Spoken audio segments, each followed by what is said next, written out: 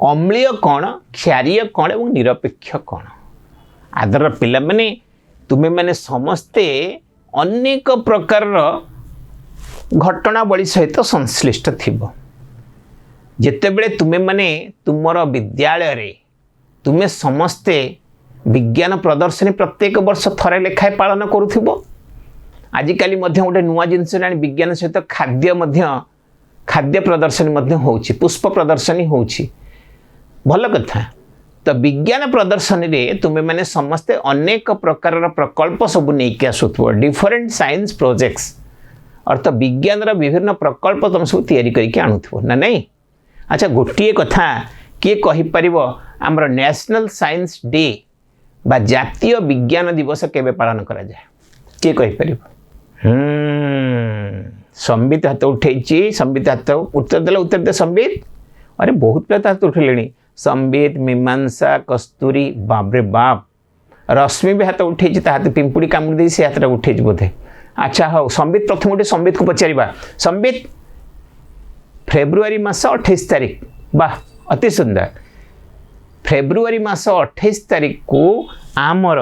जातीय विज्ञान दिवस भाव में पालन करा जाए नेशनल साइंस डे तो प्रायतः विभिन्न विद्यालय रे ए जातीय विज्ञान दिवस को स्मरण करबा पई जाई विज्ञान प्रदर्शन आयोजन मध्य करिथांते विभिन्न प्रकार प्रकल्प तुम सांगे नहीं तो विज्ञान प्रकल्प कौन ना ये मन भितर तुम जिज्ञासा भाव आसला अनुसंधान कल मुझे कौन करी पर्यवेक्षण करी जान ना यहाँ गोटे किसी ठीक जिनस होकू तुम प्रकल्प रूप में आणिकी समस्त आगे प्रदर्शन करेल समस्त को बुझेल समस्त को जनइल विज्ञान प्रसारण निहाती भाव में हवा जरूरी कहीं विज्ञान ही आमको बहुत उच्च सोपान को नहीं जापर बा जीव जगत विषय बहुत नुआ नुआ तथ्य आम पाई तो सेमती आदर पिला माने एमती विभिन्न विद्यालय विज्ञान प्रदर्शनी विज्ञान गारे विभिन्न गोटे परीक्षण ये सब चालू रही गोटे परीक्षण आम आज प्रथम देखा जे विज्ञान गारे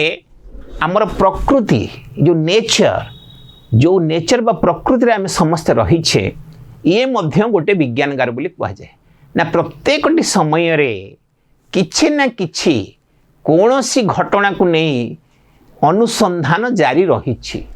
प्रक्रियाकरण जारी रही प्रस्तुतिकरण जारी रही एवं परीक्षाकरण जारी रही किछि नूतन तथ्य आविष्कार होछि तो ठीक से भली गोटे परीक्षा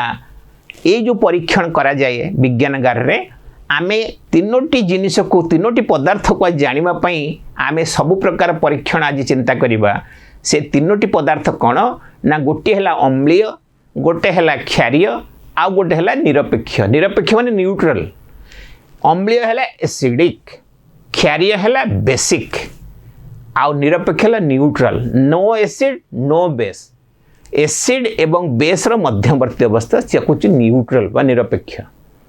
जिते गुड़े पदार्थ देखुचे तो प्रायतः आदर पिला माने आमे पीउथिबा पानी को जो पानी आमे पीउचे यही तो गोटे प्रकार पदार्थ जल तो ये जो जलटी जदि या रासायनिक प्रक्रिया रे आमे अवलोकन करिबा बा अनुध्यान करिबा ताहले वैज्ञानिक गार रे या परीक्षण जना पड़छि जे जल होछि निरपेक्ष बा न्यूट्रल एथिरे कोनोसी अम्लीय गुण नाही बा कोनोसी क्षारीय गुण नाही किंतु अछि किछि किछि मात्रा अछि एते माइन्यूटली अछि ताकू आमे हिसाब को निया जाए नाही